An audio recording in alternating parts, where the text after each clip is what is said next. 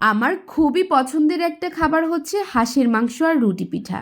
এটা আমার বলতে পারেন মোস্ট ফেভারিট একটা আইটেম। তো সেটা যদি হয় নারিকেলের দুধ দিয়ে তাহলে তো কথাই নেই। এটা আমি এত ভালো রান্না করব আমি নিজেও ভাবতে পারিনি। হ্যালো এভরিওয়ান, আসসালামু আলাইকুম। আমি চিনি আপনি নতুন একটা ভিডিও নিয়ে হাজির হয়ে গেলাম। হাঁসের মাংস আমার বাসায় তেমন একটা রান্না করা হয় না, বলতে পারেন অন্য সব কিছুর থেকে একটু কম, কারণ আমার হাজবেন্ড হাঁসের মাংস পছন্দ করে না। তবে এখন আমার সাথে দুজন যোগ হয়েছে, আমার ছেলে এবং মেয়ে। তারা কিন্তু এখন পছন্দ করে, তাই আমার কোনো চিন্তা নেই। এখন আর একা খেতে হবে না, তাই এটা আমি মজা করে খেতে পারবো। আগে একা খেতাম বলে একটু কম করা হতো, এখন কিন্তু আর তেমন চিন্তা নেই। তো আমি কিন্তু হাঁসের মাংসটাকে খুব পরিষ্কার করে ধুয়ে কেটে বেছে আমি নিই নেই, আমার হেল্পিং হ্যান্ড করেছেন। তো আমি এরপরে এটাকে সুন্দর করে সব কিছু মশলা দিয়ে নিয়েছি, আর সেখানে বাটা মশলাটা ইউজ করেছি।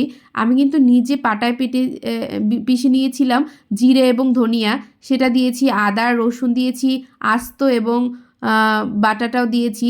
পেঁয়াজ কাটা দেব, তাই বাটা দিই নেই। আর রসুন কিন্তু অবশ্যই একটু বেশি পরিমাণে দিলে ভালো হয়। এবং হলুদ, মরিচের গুঁড়ো, এবং এই তো দেখতে পাচ্ছেন যে আমি কাটা পেঁয়াজটা দিয়ে দিয়েছি, আর কিন্তু সরিষার তেল দিয়েছি। সব কিছু দিয়ে আমি ভালো করে হাতে মেখে নেব। আর গরম মশলাটা কিন্তু আমি প্রথমেই দিয়ে দিয়েছি। গরম মশলার সাথে আমি গোলমরিচ, লবঙ্গ সেটাও কিন্তু দিয়েছি।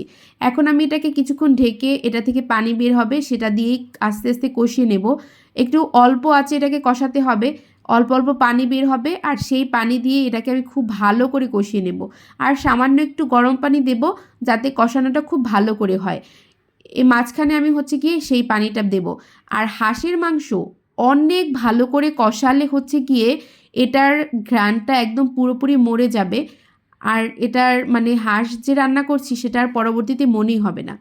আমি এত ভালো হাঁস রান্না করি, মানে আমি আগে জানতামই না, কারণ আগে আমার মা রান্না করতো বলে আমার তেমন একটা রান্না করা হতো না। ইদানিং আমি রান্না করছি, খুব ভালো হচ্ছে।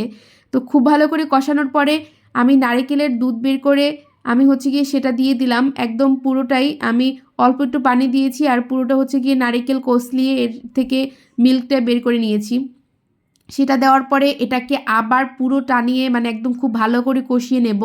এরপরে হচ্ছে গিয়ে আমি গরম পানি দিয়ে সেটাকে আমি প্রেসার কুকারে দিয়ে দেবো। 5টা সিটি দেওয়ার পরে উঠিয়ে নেব, তারপরে পানিটাকে টানিয়ে নেব, মানে ঝোলটাকে একদম ঘন করে নেব।